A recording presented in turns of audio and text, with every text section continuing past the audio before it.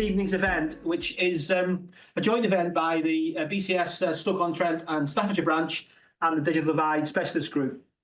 This evening's talk, as you probably know, is about the creation of a local IT Asset Disposition facility. We're going to be talking a little bit about that, a little bit about the journey and so on, and raising some questions and calls to action. But before we start, I'd just like to pass over to Freddie, who's the chair of the Digital Divide Specialist Group. Freddie, thank you. Yeah, thank you, Charlie. So welcome everybody to this special hybrid event that Charlie has organized. I just want to say a few words, right? First, for those of you who are BCS members and all those of you who are not, you know, the purpose of the BCS is to make IT good for society. So that's number one. Number two is that a number of us here, Charlie, Margaret, myself included, we are the committee members of the BCS Digital Divide Specialist Group. And as you can see, you know, this issue of digital divide is a huge one across not only this country, but globally. If a simple measure of digital is to be connected to the internet, then today 2.7 billion people are not connected. Today, on average, 30% of each country's population are not connected. This is why it's such a huge issue. And the purpose of the BCS SG is to leave no one behind. So on that note, I'm going to sort of hand over back to Charlie to tell us more about what is happening in Staffordshire and especially what local communities can do to help to address this huge issue. Over to you, Charlie. Yeah, thank you very much, Freddie. So just to say, if anybody wants any questions, please just ask them as we go. Fairly informal. Margaret, I think, is going to keep an eye on the chat. So if there's anything in the chat that pops up, please, Margaret, just by all means interrupt me as we go through. So what I wanted to do first of all is just talk a little bit. I'm going to move the slide on. Come on. Old-fashioned way. Okay, yeah. It's talk a little bit about the history and where we are. So I think 2 years ago, round about this time, we had an event here and we looked at a project called Discover Digital. And Discover Digital was a pump priming fixed funded and fixed timeline of a academic-led project in Stoke-on-Trent.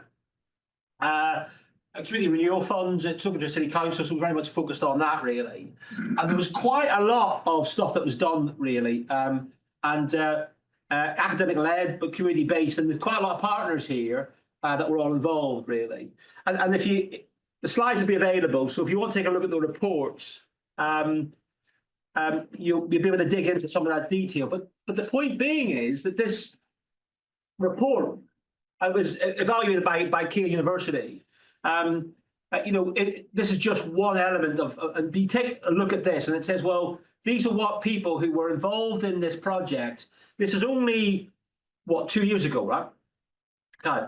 And what did they have before they started, right? Okay. And look at the amount of, if you look percentage-wise, how many actually had devices other than mobile phones, right? Okay. So that kind of, then as the Discover Digital project was coming towards an end, I reached out to the guys. I became very aware of the project and very impressed by the project, really, and reached out. And so there was then a plan to do another project. And that other project was going to be using UK SPF, Shared Prosperity Fund money. And all that's been bid for, right? So it's kind of bid for. So this money ran out, bid for money, and they weren't successful, right? So it stopped. So the other thing is, if you look at other things that are around, and some of my colleagues in the Divide Specialist Group particularly will know about these fantastic projects that happened. But look when they were, 21 and 2020, in COVID, basically. COVID was when a lot of people said, bloody hell, we've got to do something about this. Okay. And that was also in Stoke-on-Trent, right?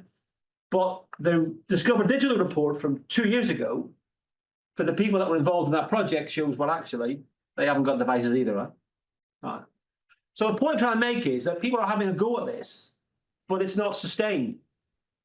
It's not sustained. There isn't a sustainable approach.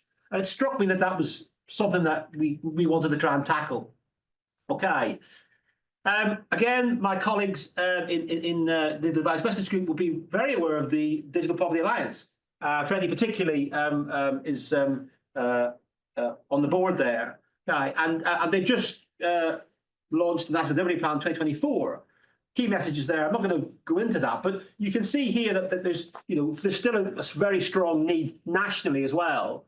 I am pleased to say that now hopefully with the new government, it'll be taken probably even more seriously with a bit of luck. But we still need the money, right? Can't. So in summary, for those that aren't aware, 6 missions, and if you look at the ones in green, that's kind of where particularly we can do something about this locally. Okay.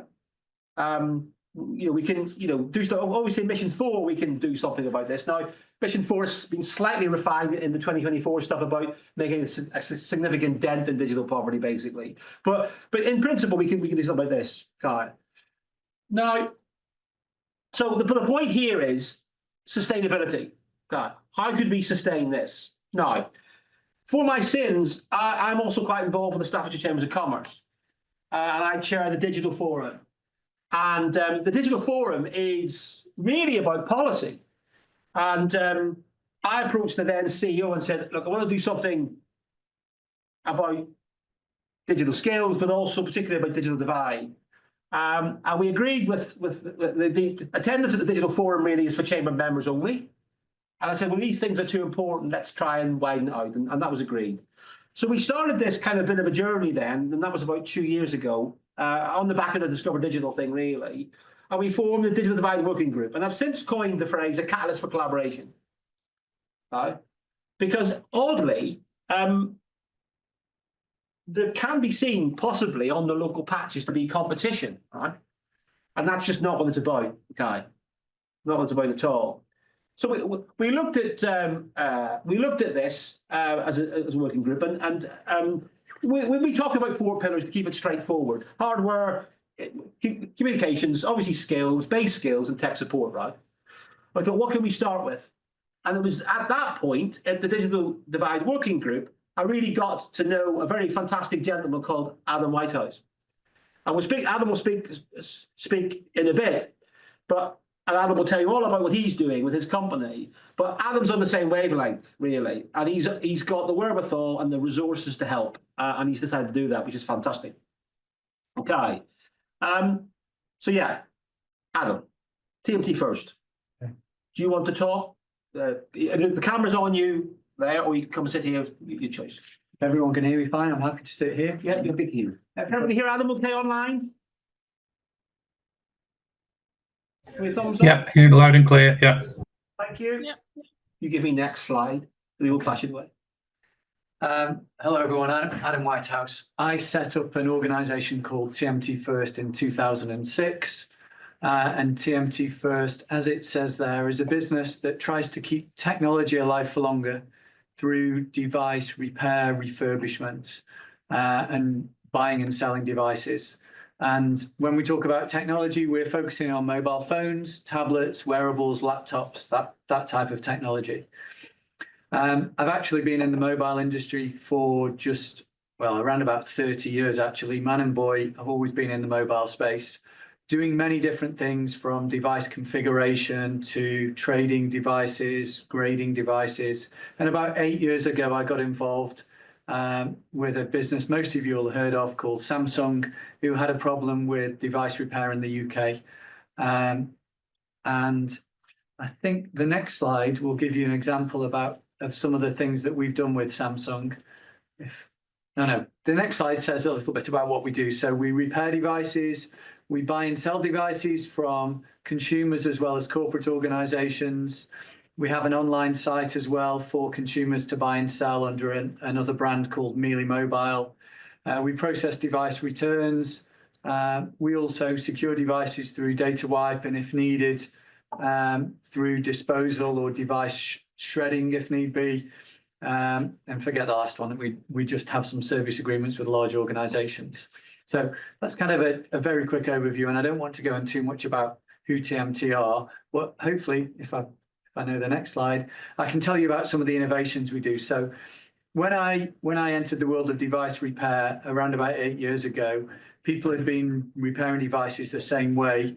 It wasn't sustainable from an environmental point of view, and it was expensive to repair the latest devices. You all probably know devices aren't getting cheaper, they're getting more expensive, they're becoming more PC-like with more features.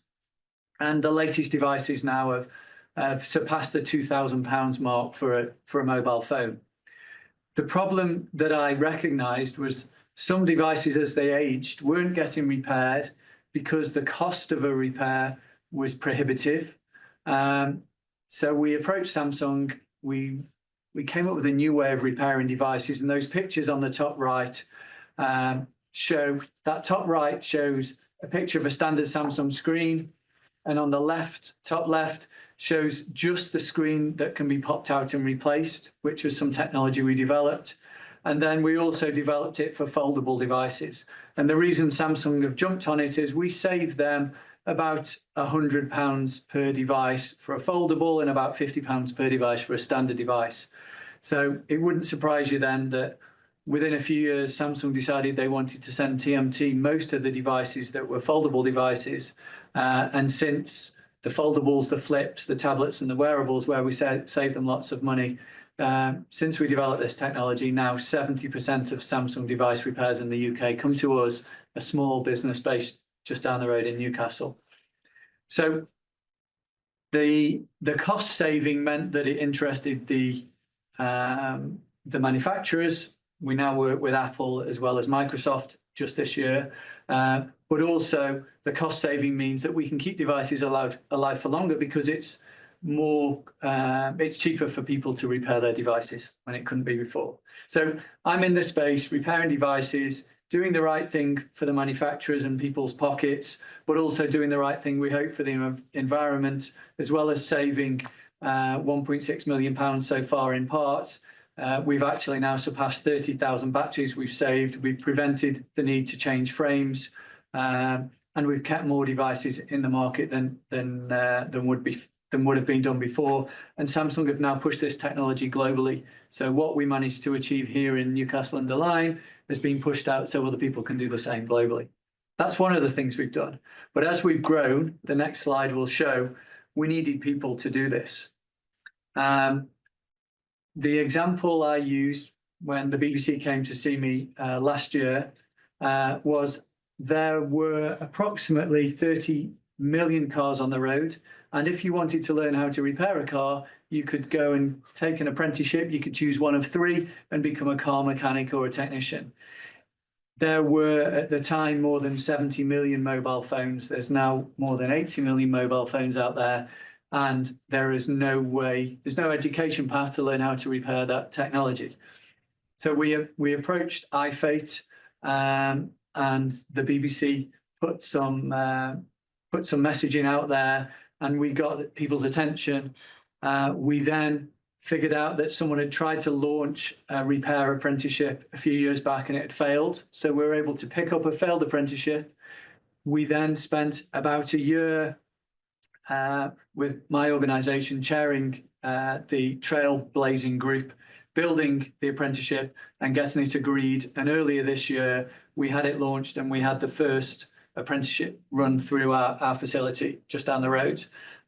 We now have 9 active apprentices and 6 new apprentices actually starting today. And we're pushing this apprenticeship out in the hope that other people will pick it up, and other people who want to get involved in repairing technology and learning how to repair technology will help young people come through and learn how to repair these devices. So we've got the attention of the major manufacturers. We've got the attention sometimes more recently of UK government. I'm having interesting conversations with them. So all of this led to me being interested in something Charlie was talking about, which was this digital divide working group. And when I learned the challenges that are out there, I learned so many people hadn't got technology. I started to dig around as to what people were doing locally in this space. And what we found was there were organizations taking technology that people didn't want, mainly laptops. They were then bringing it into their facility, data wiping it usually, selling it on, putting the money in their pocket, and then giving some money to some charities sometimes so that those charities could use that money to do what they wanted. But when we noticed this specific need for technology, the idea we had was, why couldn't we take technology that people and businesses didn't want and figure out how to get that technology into the hands of people that needed it directly, cut out all the people that were buying and selling, and get technology into people's hands. So basically, I suppose we've got to where we are today, and I might be jumping ahead on some of the slides. We created an organisation called Reboot IT For All. We wanted it to be called Reboot IT, but someone had got that name as a limited company, so we weren't allowed to have it as a CIC. So we launched this CIC. Actually, all of this has taken a lot longer than we wanted it to take, but we've now launched the CIC. I've given some room in our facility. We have quite a lot of space available. There's some other people involved as well as me and Charlie. Siobhan, who hopefully is online watching this, is involved in the day-to-day running and processing of devices. Jamie, who is also the IT director at TMT First, Jamie Dobbs, is looking after the technology that sits behind it. And we're really ready to push this opportunity now. We have some technology, and again, there'll be some slides talking about this, but not enough. So we're now figuring out how we get more technology in, how we get volunteers involved, which has been a bit of a challenge, but we're getting there now, not from a people wanting to do it, but making sure we're set up to make sure it's a safe environment for anyone that gets involved. And we're now having conversations with people that might need technology. And again, I'm jumping on, but we have already given one piece of technology out to someone, and we've probably got about 50 laptops now that are ready to start giving to people. Charlie, do you want to take on? Yeah, so I mean, I think Adam mentioned existing operations, okay, but there are other guys doing this locally, okay, and this is 3 particular areas, but they tend to not be, what's the right way to phrase this? They're doing what they want to do, and that's fine, and they're working directly with the end users. The IT scheme is Staffordshire wide, but actually it's not well supported. It's not well understood, okay? Free IT Stafford do a fantastic job in Stafford. They're brilliant guys, all volunteers, but they don't want to be a charity. So their ability to seek funding from places is different. They want to be a CIC, they want to do it, be volunteering. That's their model. Interesting, E4 are a local in Fenton, right? Mm-hmm. And they're doing an awful lot of work, a lot of good work, and they're doing something very similar to what Reboot IT wants to do, but their focus is very much on recycling, breaking down components and so on. And in fact, E4 are the asset lock for the CIC that we formed. Okay. But the key point here is, and I've been talking, a lot of people, when I've raised this a couple of years ago now, it's really interesting. People are getting quite nervous about it being a competition. And I've said it's definitely not a competition. Go back to the earlier slides that we've got about what devices people have got. These guys are only scratching the surface of what's needed. Right? It's the point. Not a competition. It's a collaboration. Okay. So that's the message. So as well as just doing this thing, there's lots of other stuff that we're trying to do is the point. Right. So if I then come to this, so the other key thing here is that there's, in any sector, particularly here, we also did some research, our own kind of digging around, again on the back of the Discover Digital project, but what's currently happening in the place. Okay. And Adam and I discussed it. We said, well, look, we don't really want to be talking to the end user. We don't want to be actually dealing with the end user. Yes, it's great to be able to get those good news stories, but we're tech guys. We're kind of in that space. We are not the right people to be sitting next to Nelly, helping them use the computers and dealing with all the other issues. Okay. The other key thing about the Discover Digital project was really clear that the way to get to people that are digitally left behind is to go to them, not expect them to come to you, right?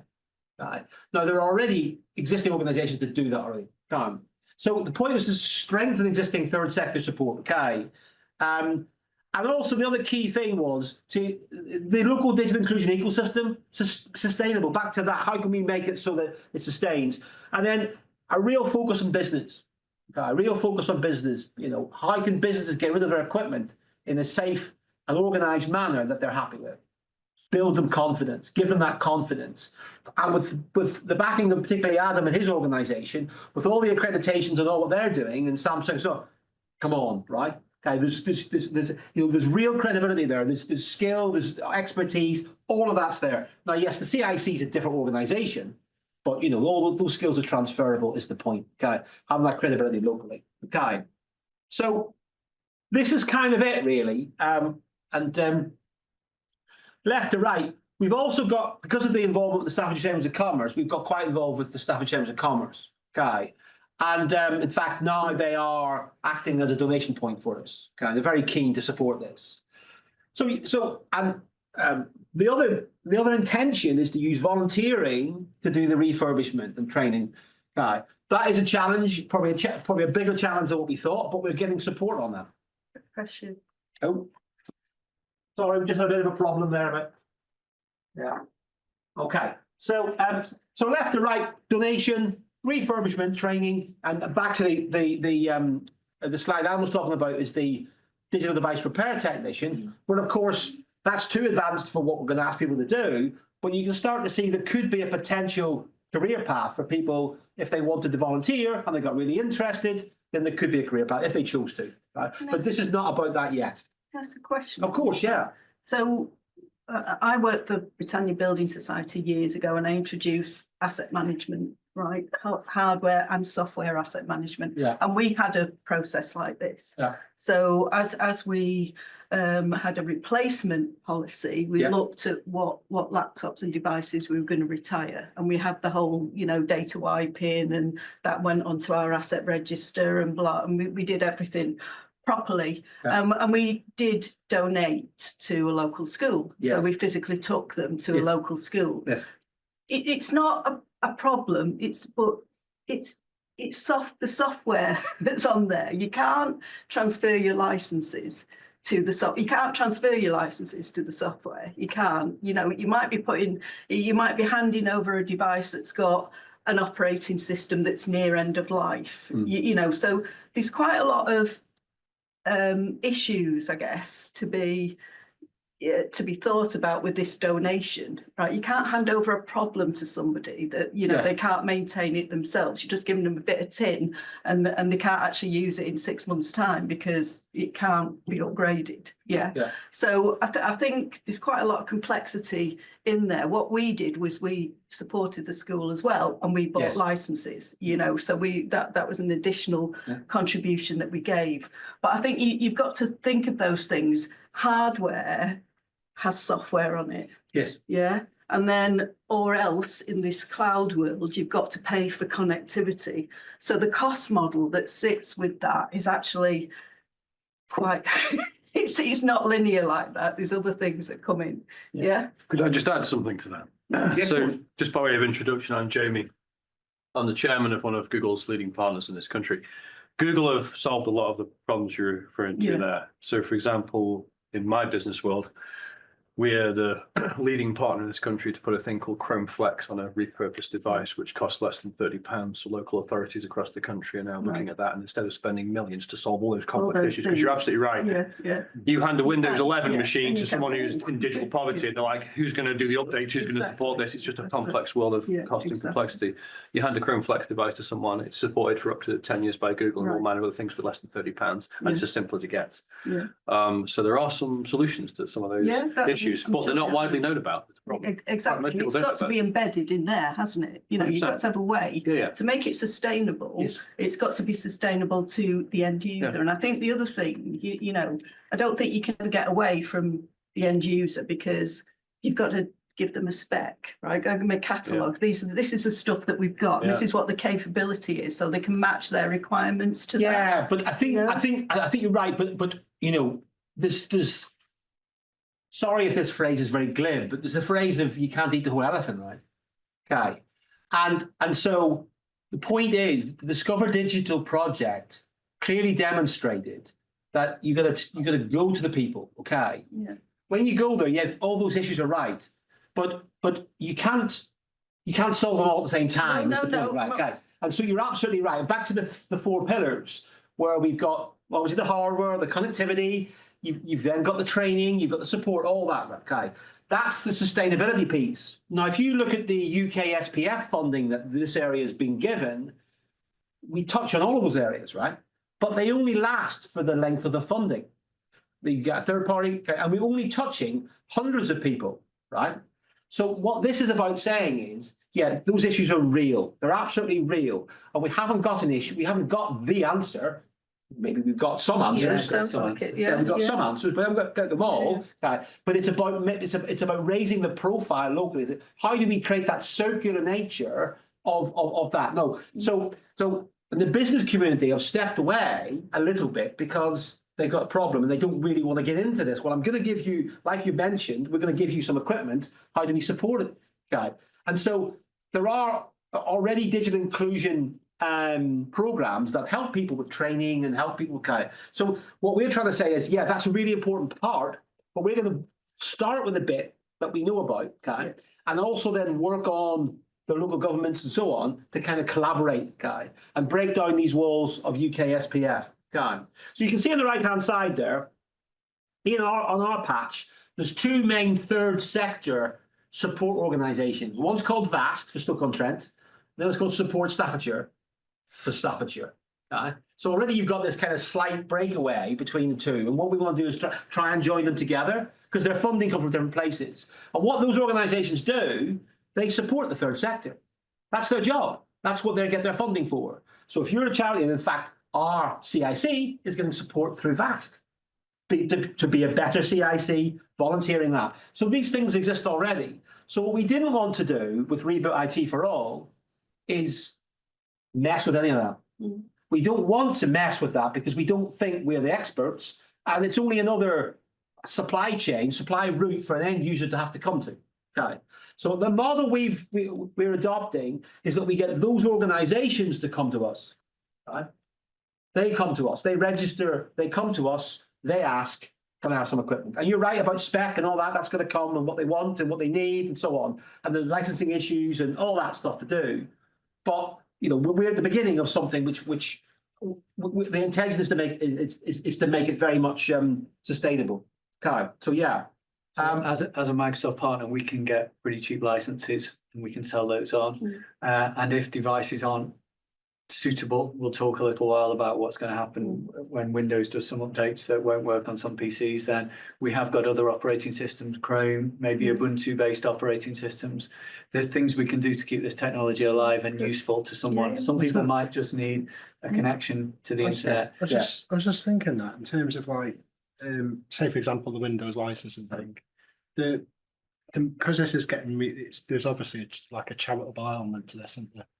The Microsoft not like encourage that, or is it very much like you found it's very much like a lockdown? No, you need a license. It needs to be. Do you understand what I'm saying? Yeah. So we need to navigate that space a little bit more. But and there's like there are freeware options for people, but that's a minefield too, right? Yeah. So free IT Stafford guys, what they're doing is they're providing lots of software, but they say I'm not a support network. Because they realise they're only a bunch of volunteers, right? I say only, they're a fantastic bunch of volunteers. They're great, beaver in a way. They're repurposing equipment from the hospitals and so on. So they've even got a plan. They go around the recycling sites, and they've got an agreement with the county council that they're going to put the equipment in and they go and they fertile through the things and they pick out stuff they think might work and all the rest of it, right? So they're doing some fantastic work. We don't want to get into that space because that's what they're doing and they're really good at that. What we're focusing on is how can we get volume equipment and give the assurance to business that they can give us the equipment with the support of the chamber. Then you're right. We've got to then answer that. Okay. So yeah. Okay. Any other questions from the? Okay. Well, we move on, shall we? Yeah, sorry. Yeah. Go. I was going to say, if you don't know me, I'm Chris Hodgson, Director of IT and Digital at Stoke-on-Trent College. Since I started in September 2022, we've disposed of about 5 tons of electrical equipment. And I'm looking for a very rounded service that will take everything from PCs to laptops to smart screens to dead UPS batteries. Now, the stuff that's difficult to get rid of, I'm prepared to pay for. I'm looking for an ethical disposal, but it's chemical waste at the end of the day. Hard to repurpose that. I can't give that to charity and say, well, look, here's a big battery that doesn't work. Knock yourselves out. But I have given 97 PCs back into schools and charities, but not here.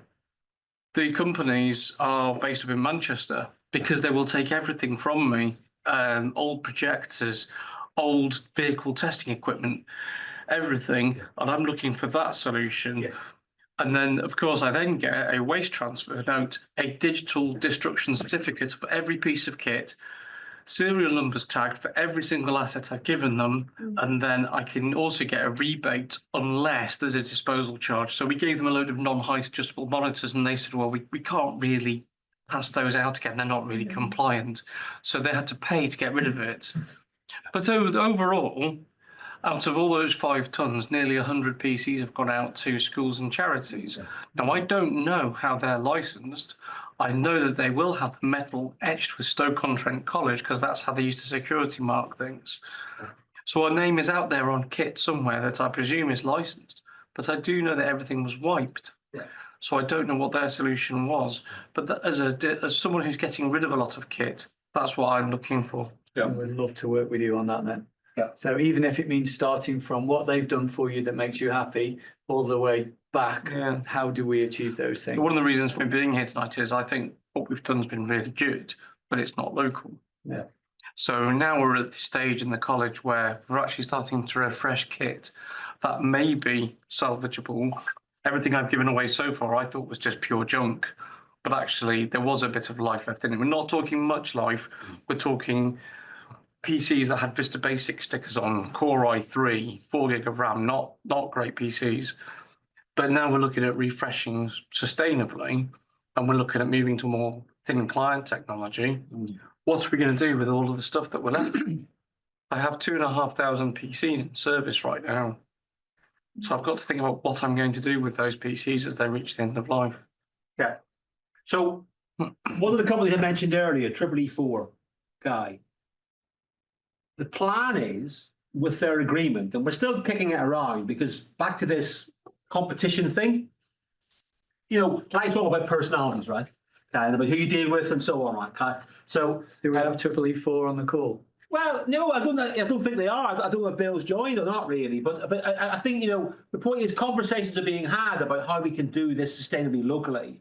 And what I want to do is support E4 with what they need as well, right? And they're one of what they do is they do the recycling, right? So in my view is we can do something and we have to work out a model that works for everybody. Okay, we really do that by trying it and so on, and what people's red lines are. But those conversations are taking place. Yeah, they absolutely are. Okay. Yeah, we just got a couple of things. Question from Margaret about training the apprenticeship of evenings and weekends. I don't know if you want to take that. So currently the apprenticeship that we run is a full-time course. You become an employee of TMT First, and you work with us whilst we pay you for 14 to 21 months. That's how long the apprenticeship takes. Yeah. And just to add, by the way, it's supported by NSCG Newcastle, and it's endpoint assessed by the BCS. Based upon. Okay. So we're talking about closing lots of loops here. Yeah. And I think Freddie's just mentioned about we are DDWG working with the tech sector to see, and he's talked about Chrome SFX and running Windows 10 and so on, really. So yeah, so this is great to have those kind of conversations. So just moving on to the next slide, conscious of time. I know we did start a bit late, but so we have this now vehicle, this CIC forum, of which Adam and I are directors, and Jamie's too, and we got Chris Plant from the chamber. And you can see now we're trying to join these organisations together. So we've got Staffordshire Chambers of Commerce, the TMT First, VAST. Okay, so VAST used to take part in the IT scheme, okay, but the funding for that ran out, so they couldn't support it anymore. Do you know what I mean? So you can see what's happening is that we have funded projects that happen for a certain amount of time. The money runs out. The staff that were doing it are no longer there's no money to pay them, right? Because they're only on a fixed term contract and they finish, right? And this is further driven by the whole UK SPF stuff, right? UK Share Prosperity Fund, because it kind of says, well, we're going to give you money for your council to spend for your residents. And of course, your residents would expect to be paid. So what that technically means, a project in Stoke-on-Trent, if you don't live in Stoke-on-Trent, you can't benefit. Well, come on. Right? I'm not saying we haven't got to have some rules and regulations, but somebody walks out on the street to a library in Stoke-on-Trent and wants a laptop to use. If they need one, and somebody's vetted they need one, why can't they have one? Why do they have to only live on Stoke-on-Trent or Newcastle, guy? So there's all those things that I'm starting to work on as well. I'm having some interesting conversations, but they are good, positive, constructive. Okay. So you can see here about what we're looking to donate. Okay. And importantly now, what we're saying is we want to capture back to your point earlier, by capturing what's being donated. Right? So we're trying to capture that on the way in, but we're also looking to try and get that captured by the person that's doing the donation, if we can. That's the idea. So a form to fill in online, blah blah. Yeah, okay, that's it really. And so as people make a donation, they can say what they've donated. Okay, okay. And in terms of asset tracking, we're using something called Snipe IT. So that's just where we've started, because guess what? It's free. Right? So that's where we've started, and that's what we're currently using. And we'll investigate that, and we'll take that probably as far as we can. And I know Jamie's looking very closely at that, isn't he? As to how we do that. But the intention is that everything gets an asset ID. That's the point. Because until we kind of, I feel like, I don't know, own up to that requirement, how can we give the assurance that it's been wiped, right? Yeah, so when someone logs onto the website and donates something, they can tick a box. Thumbprint on there, Well, don't you? yeah, but they DMI indicator. they can tick a box on the website that will say they want a data wipe certificate. We then have to associate their technology with the technology that's been delivered to us. So we generate a unique identifier for the technology that they give us, and we ask that to be kept with the technology. Then when it's wiped, the Snipe IT asset management system, we use Black Belt Data Wipe. A friend of mine actually has donated licenses for free for us to do this, so we can forensically data wipe everything. But when it's wiped, we can send the digital wipe certificates to whoever's donated the devices. If it can't be wiped, at TMT, we've already got a process that actually videos and records anything that goes into our motherboard shredder, so we can give them a data destruction certificate. So if someone really needs one or the other, especially a business that might be concerned about data on devices, we can give them what they need. Yeah. But like Charlie said, we're making it up as we go along. We're taking best practices from what we do at TMT First, and we're applying it to Reboot IT. Yeah, I mean, we basically, so there's a soft identification on devices. I think it's called DMI standard, but it's a long time since I've done it, which says that is my ID. This is, which has got the properties of that device. So you'd have to basically overlay the new asset ID onto that. That's what we used to do. We used to put the company ID onto the DMI standard, but we used to do a kind of repeatable rebuild process as well. So everything got the same, and then we added the new asset ID on top. So I don't think we need to give it a new asset ID. Most devices have got a serial number. We can capture the serial number. Yeah, we used to have a separate one on top of that. Yeah. We put a new image on the device. We flash that image onto the device, and we're thinking about what software people want on there. So I know there's some similar to Microsoft Office tech software out there that we can put on that's a start for someone. But as we get feedback from organizations, we might have maybe for the organizations that are coming to us looking for a specific type of device, then we might give them some choice of what technology needs to go on that device, depending on who the end user might be. And also the power of device might vary depending on who needs it. We've donated devices to people going off to university that are studying courses that need high-end graphics cards. So we've been able to give them a device that can do that. Yeah. But you'll see in a little while, there's a picture of a lady who just wanted something that she could get onto the internet with. She didn't need something as powerful. So we're just figuring out how we do that. We've also had some donations from bigger organizations like Dell, who've given us some really powerful systems, that are worth a lot of money. And we've made the decision it's better to re-image those and sell those so that we can get maybe more than £1,000 back and use that money to buy the peripherals and the upgrades we need for other technology. And because we're a CIC, we can do that. We can work in that space between charity and business. Yeah, we used to do that as well, sell if necessary. Okay, so you know, the importance here is that we're taking seriously the needs of business. That's absolutely fundamental. That's the core of this. How can we do that so that there's that assurance, but leveraging relationships that exist already, and I think also, you know, if you've seen League of Gentlemen, you know, local device donation for local people, it's a really powerful message. If you're a local business and you can donate equipment and you know it's going to be reused locally, it's really powerful. And I think, as was mentioned, I'm not saying that people in Manchester shouldn't get it. Of course they should. Anybody should. This is it. It's not a competition, but we know there's a huge need in our area.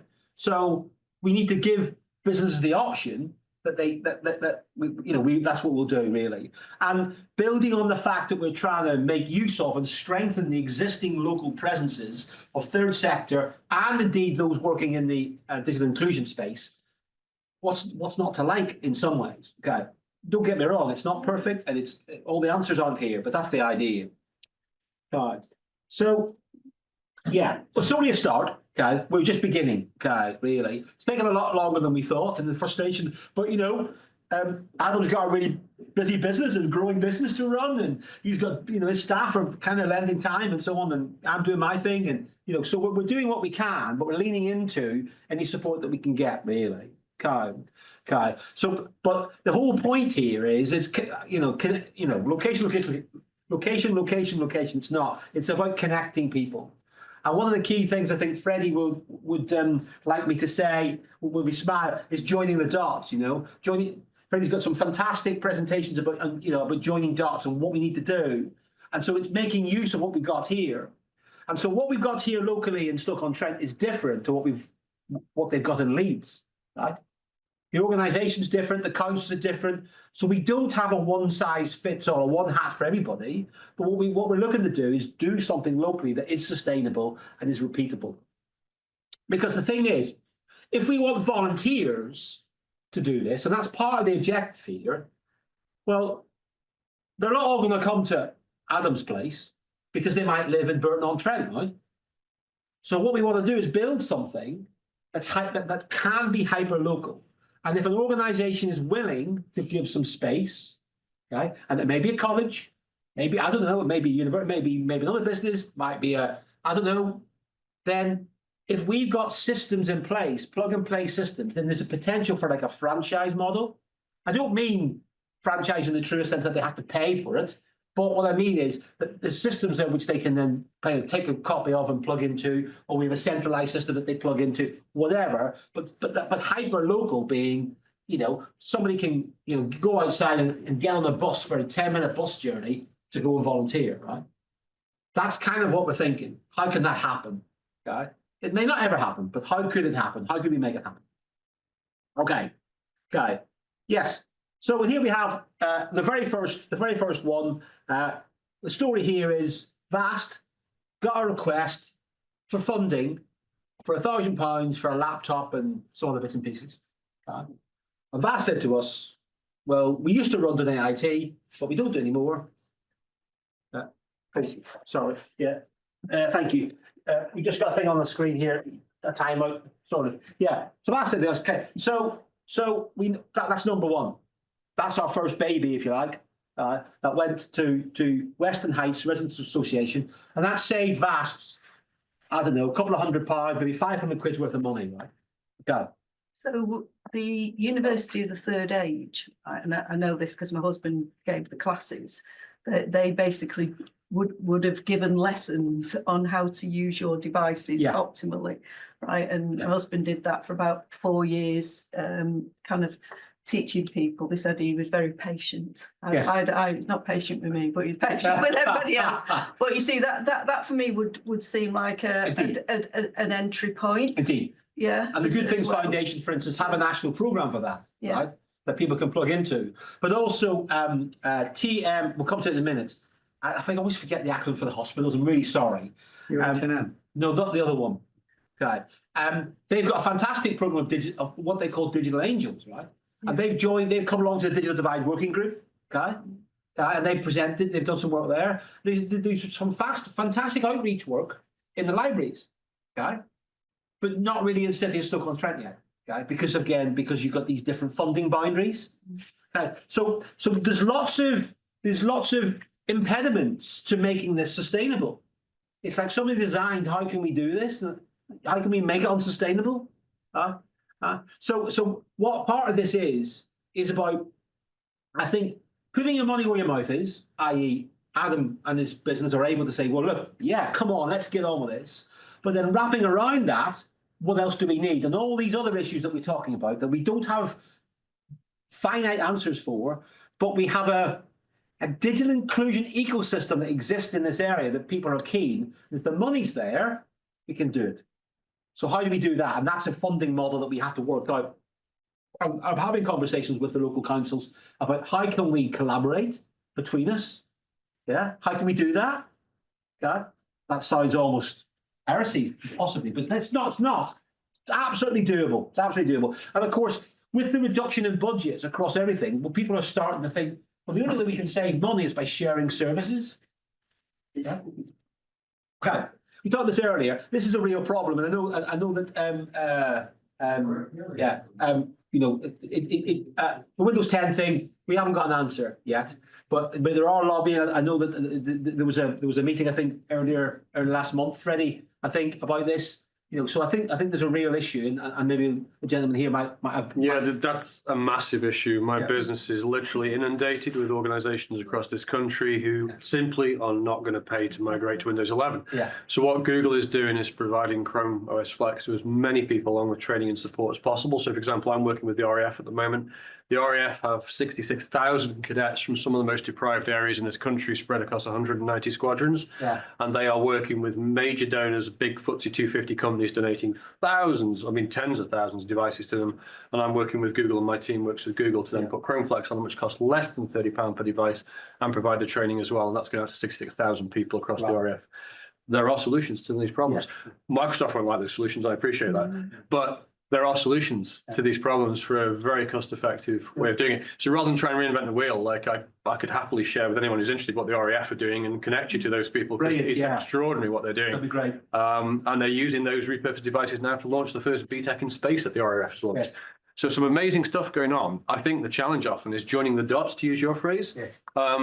Because there's a lot of people trying to solve this in some ways, and some people have got great solutions, but it's not necessarily known about. Yeah. So it's almost like there's a lot of secrets all over the country I see, because I work all over the place. Yeah. And there's some great solutions out there, and I'll happily connect anybody to people who maybe solve some of this stuff afterwards. Happy to. Brilliant. Thank you so much. That's really positive. Really positive. Okay. I mean, there are some answers there. I mean, the point is, the extended security updates guy. Okay. that exists. That's already there. So maybe there's room. I don't know, but there are other options, okay, as well. So yeah, okay. So look, I mean, this is just kind of bringing it kind of not quite to close yet, but in terms of summary here, we've got. Can I just answer that question that's on the screen there? Yeah, sure. Absolutely right. Chrome Flex is free. The £30, just to clarify that. I mean, technically, Chrome Flex is completely free. It's if you're in an organisation like most of the people I deal with, they want to manage those devices, and it's a management license. And depending on who you are, it's usually a one-off £30. That's it. And that enables you to manage at scale those devices. So, for example, NatWest have just done this with Chrome Flex, and I think there's 44,000 devices managed by one chap. Yeah. So that's again, it enables you to manage vast estates at scale. If we wanted to put it on one laptop to give it to one person, it wouldn't cost us anything as a CIC. Yeah, I suspect not. Yeah, because you're a CIC. I'd have to check on the exact CIC license, because I can't tell you off the top of my head. Is MDM that you're using to manage, so mobile device manager or something like that? You have in the case of pushing Flex out, you'd have a Google domain set up, and through that portal you can just push it out to anybody who's very easy. Separate. You haven't got to be technical to do it at all, to be honest. So I mentioned the Digital Divide Working Group, which isn't Reboot IT For All. It's different because it's part of the chamber, but I'm involved in both. So it's kind of part of the model that we're looking at locally is how do we get business involved? And with the chamber support, there's a bit more clout there, bit more leverage, shall we say? Okay. So we got local government working together. I also sit on the Silicon Stoke board for Stoke-on-Trent, so I'm bending ears there too on this. Okay. MFPT was the acronym I couldn't remember, okay, which is the Midlands Partnership Foundation Trust, okay, hospital. There's also NSCHT, which is the North Staffordshire one. Okay. We've talked about the National Resources, DPA, Good Things Foundation, the BCS Nominate, and the Restart Programme. Okay, and they're there.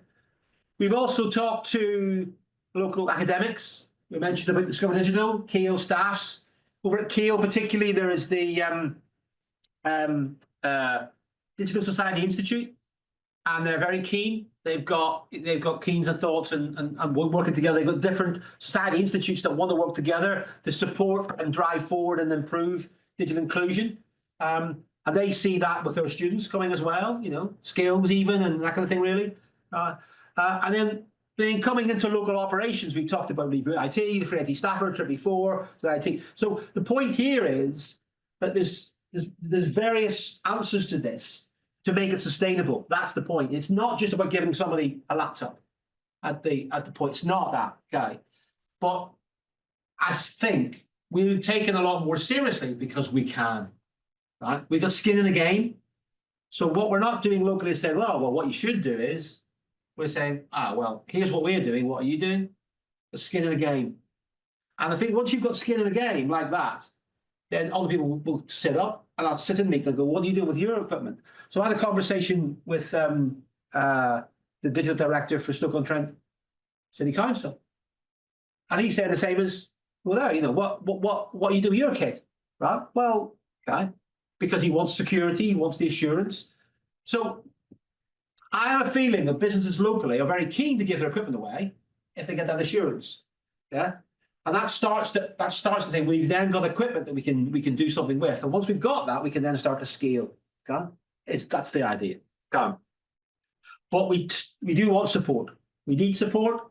We need local businesses to lend a hand. And we've had conversations about this inside the BCS. About we got lots of skilled members that can do things. And the last thing I want is somebody to say, well, I volunteered because a BCS member volunteered, I went and painted somebody's wall. Well, but you've got all these tech skills. Why would you consider volunteering your time rather than painting somebody's wall, volunteering your tech skills to support what we're trying to do, really, if that's possible? Yeah. Now, maybe there's a little bit of busman's holiday going on there. People like to do something completely different than volunteering. I totally respect that. I'm not blooming heck. I'm not going to call anybody out for doing what they want to do. You do what you want to do, but just want to give them the option. The thing is, by having skin in the game, they then got an option, right? They then got the option. So a couple of messages look. Yeah, thanks, Freddie. Okay. Yeah, don't paint walls, but people might want to paint walls, and I keep bees. We've got some walls to paint in Reboot IT if you want to come and paint some walls. Yeah, there's stuff to do, but I'm being a bit flippant. The point I'm making is that there's lots of tech skills locally. Okay, and the people have got an opportunity to do that, and they feel that way inclined, and they make it easy to do business with, easy to volunteer with, easy to do with, and then that's part of it too. We know there's an opportunity here because when we last spoke to VAST, they said they had people ringing in wanting to volunteer to do things. And when VAST asked them what they wanted to do, they wanted to do something techie and they didn't have anywhere techie to send them. Now we're just figuring out how we become that techie place that they can come. Yeah. So, I mean, this is just a slide. I mean, I think, again, some colleagues, but again, this is work that already exists, right? The digital inclusion kit for councils and so on. Now, to my knowledge, none of our local councils are looking at any of this, really. I think Freddie's already commented, there's some fantastic work in Leeds, brilliant work in Leeds. But what they've done there is they've actually funded, because they're a much bigger unitary authority, right, Leeds, guy? They funded full-time employees, not to do the delivery, but to do some of the coordination, right? But Leeds don't have a VAST, right? Leeds don't have a support Staffordshire. So our model's slightly different, right? Do you know what I mean? So we have to kind of, if you like, morph it, but ultimately it's about responsibility. In my work life, I'm a big fan of a responsibility matrix, a RACI matrix, and that's kind of what we're up to. So asking councils fair and square, well, who's responsible? Who's accountable in your organisation for digital inclusion or digital empowerment, whichever word you're going to use? Who is it? Not to call them out to, not to haul them over the coals. Say, in fact, come and work with us, right? Come and work with us to collaborate and say, well, what can we all do together to make it sustainable? What can we do? How inventive can we become with the money that we've got in the pot, as small as it is, to do stuff? Right? Yeah. So that's that. Right. The other key thing, again, back to Leeds, digital inclusion directory. We don't really have a directory locally. And one of the things that we believe that we can achieve here is by leaning into, again, more resources. I've been talking to, in fact, University of Staffordshire about being able to provide some resources to help us with that, to build out some kind of directory. Okay. But again, not a directory initially focused on the end user, but focused on those organisations in the third sector, so they can say, well, where can we go to do this, okay? Where can we go and do this, okay? And also to then say, well, okay, being Good Things Foundation, there's the data bank, there's all sorts of good stuff nationally going on. Currys do some great work, so I'm connecting in with Currys nationally to then talk to Currys locally to see what we can do. Yeah, it's about all those connections that we've got locally to say, tech-wise, what can we do? Yeah, and provide a directory then of what's actually happening. So, what resources are available for support, so that those third sector companies, so third sector organisations know where to go, to get help, really. Okay. There's another company I haven't mentioned, Wavemaker. They do quite a lot of work in this space. Wavemaker, or CIC, but again, they do it on the back of funding that they receive, right? Oh. Okay. Just finally, then, just going back to this, so bring it all back again. So we've had about an hour, haven't we? So BCS. So for IT is one player in this, okay? But there is a memorandum of understanding, and I think it's about a year and a half old, the DPA. And I think Freddie, the chief executive of the DPA is now on the is it UCIT and the DCIT, sorry, the government department. I think that's a non-exec. Is that right, Freddie? Not the DPA, Good Things Foundation. Good Things Foundation. Sorry, thank you. So yeah, so the thing is about connecting. The whole point back to the earlier slide about connecting national stuff to local, is to try and make sure that locally the councils know about what's happening nationally. And yes, there's homework to do, good practice, and so on. But then having skin in the game locally with the support of TNT First. And I must also a shout out to Stone Group, okay? Because Stone Group have come through the chamber, work in the chamber. Stone Group are another big PC manufacturer based in Stone, and they want to support too. They're asking, they're looking to support Reboot IT, CIC, and understand the cost model, because they don't want to. They want to be careful about their own costs. Yeah. But this is it. If we can reach out to those organisations and go, well, how do we do this and collaborate, okay? And we all share a little bit of pain for wider good, then maybe that's a good thing. I think the other thing as well is the Chamber have got this initiative about a responsible business accelerator. And part of that is about, well, how can you deem yourself to be a responsible business? How can you improve your ESG? Okay? How can you improve your carbon footprint? And so some of the stuff that particularly Adam's working on is, let's give a figure for what that would look like. If you're going to donate something, well, what statistic can you use to say, well, this is what I've done this month or this year, right? So what can we give them back, data-wise they can then build back into their reporting, okay? Find out what's important to them, so they go, well, I've just given you some equipment. Well, we estimate if you give us this kind of equipment and it's got this much life left in it, then here's a number that you can use, okay, to report back. Okay. So it's looking to close those loops in multiple levels, really, if we can. That's definitely going to be better locally as well, isn't it?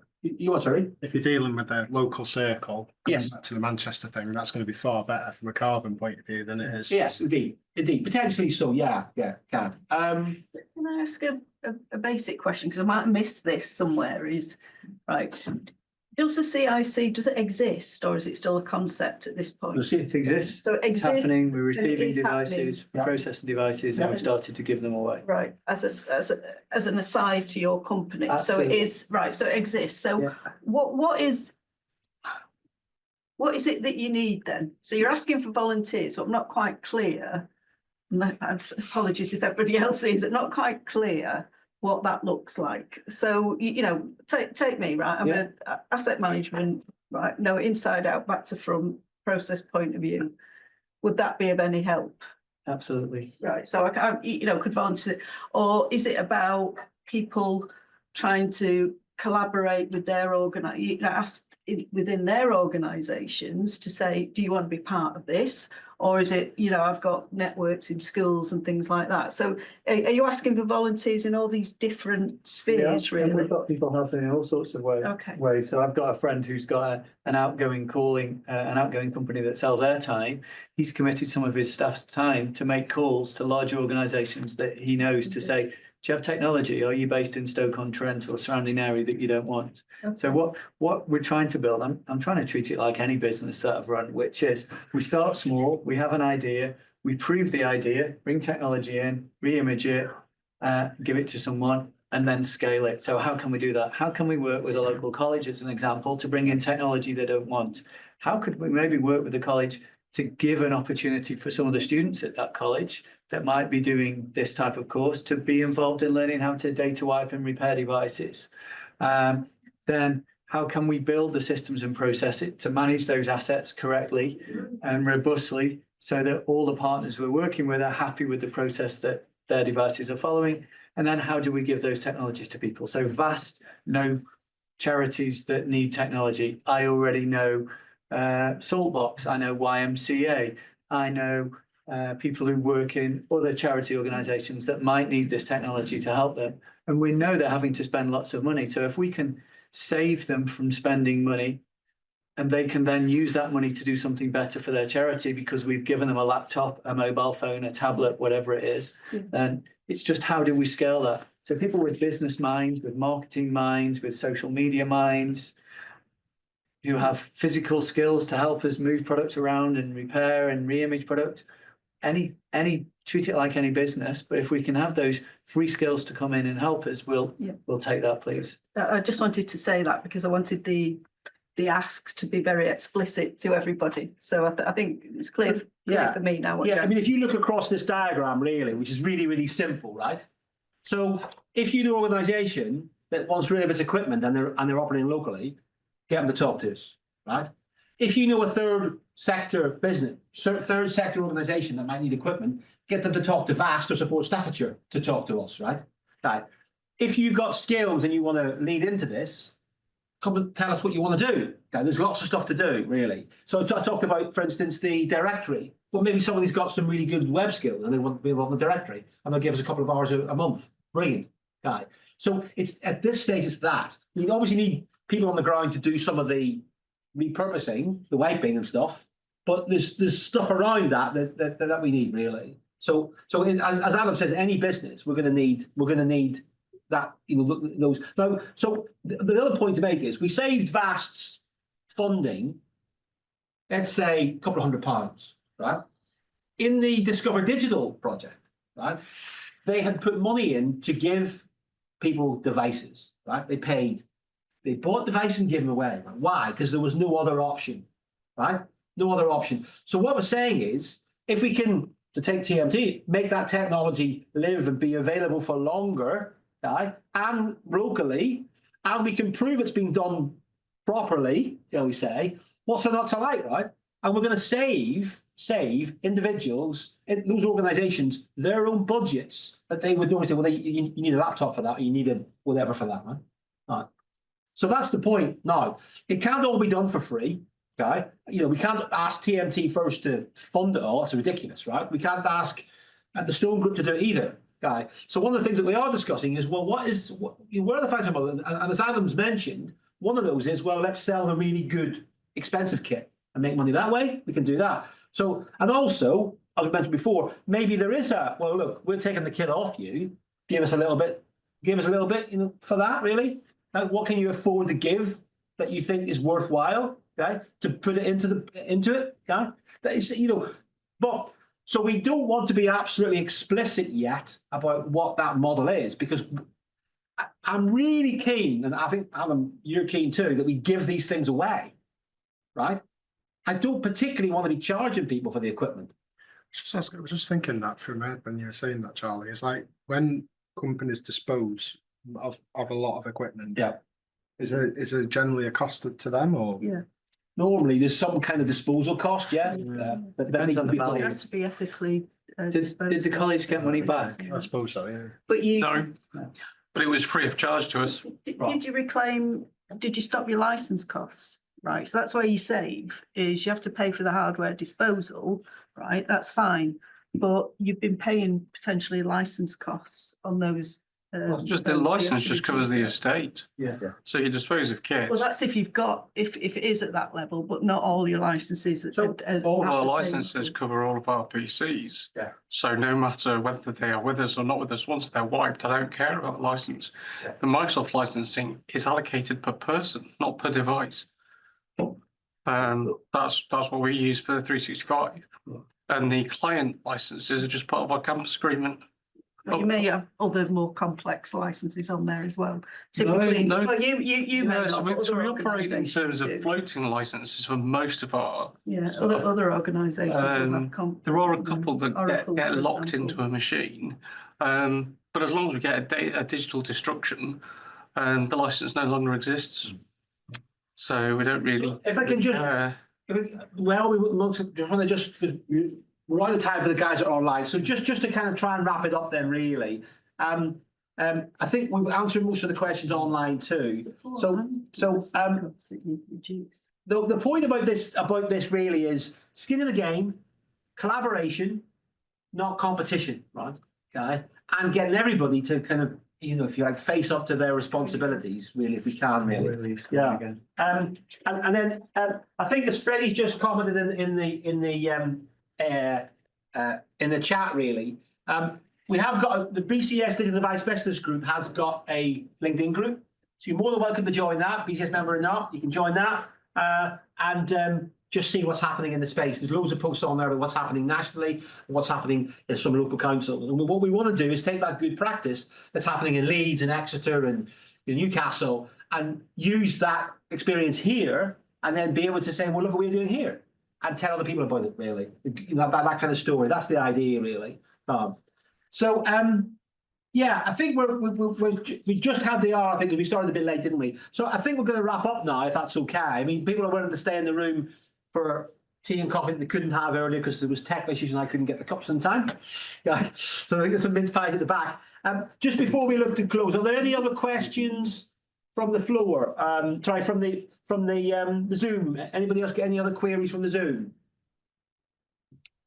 Charlie, just want to make a comment, which I have mentioned in the chat.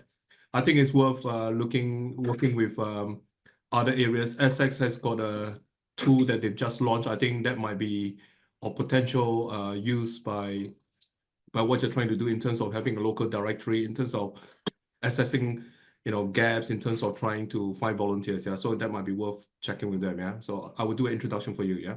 Yeah. Thank you, Freddie. Thanks very much. Thank you. So it's really a question to watch this space, really, in Stoke-on-Trent and Staffordshire, really, because we're not going to go anywhere. We might take longer than what we want to, but we're not going to go anywhere, I don't think, for the moment. And as we move forward, you'll see more in the press about this, hopefully, with the backing of the Chamber of Commerce. This is kind of the beginning of, because we've now got something to talk about, that we can actually say, yeah, we are doing something. And we know it's not like perfect.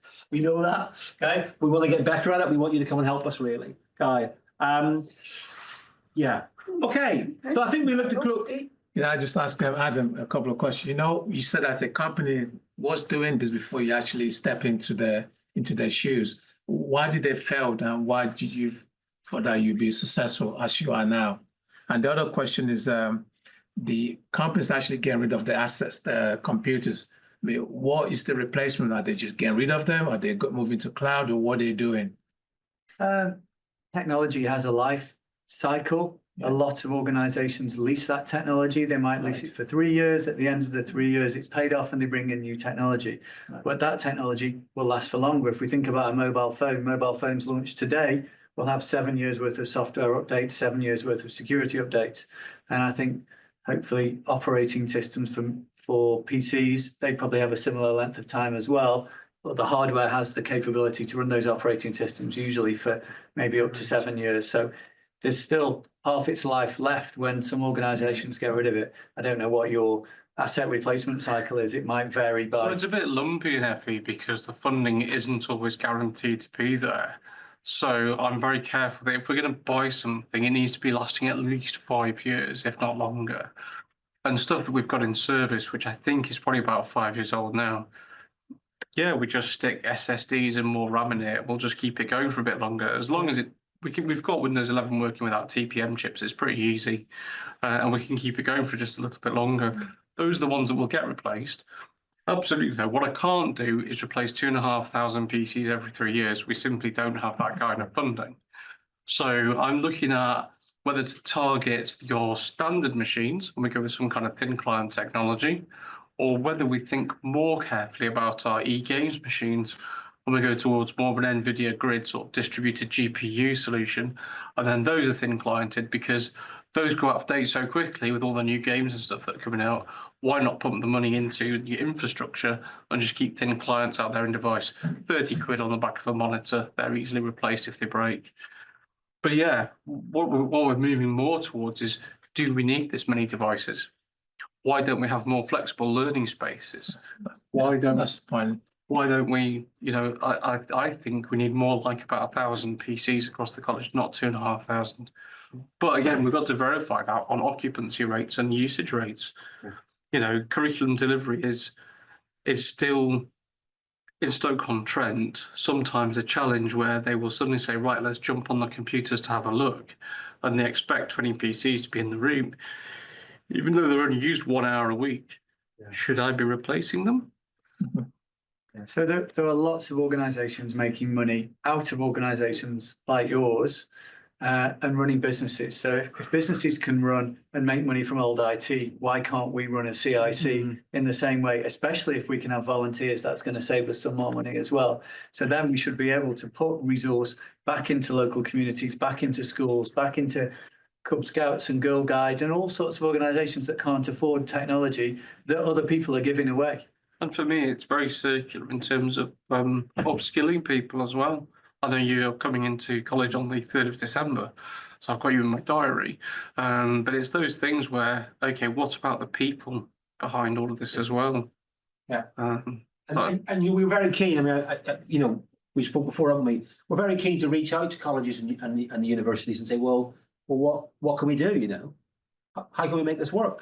Is it something that can become part of a T-level experience? I don't know. Maybe it is. Okay? Is it something? Is it or not? I mean, clearly, when you're under 18, there are lots of safeguarding concerns or things to resolve. But some of these things will have solutions, and it's really for me about saying, well, what can we make work? If everybody's on the same page, and what policies do we need to have in place? Because this stuff's been done before. We mentioned it before. It's been done before. But what we don't want to do is do it all on our own, because that's nuts for a start. And also, why would we undo the work that's being done by, or try and compete with Free IT Stafford or Trinity 4? Why would we want to do that? That's nuts, right? Because what we're trying to say is, well, let's make sure it's back to your point about technology nets and so on. It's about an ecosystem, okay, of digital inclusion and what we can all do. And we can't do it all for everybody, but we can certainly knock a big hole, particularly with skin in the game. I think you've got a two sides of the coin argument there, right? What we've talking about there was reduce the amount of kit in an organisation, right? How do you support a business to reduce kit, if you like, and reduce the bill at the end of it?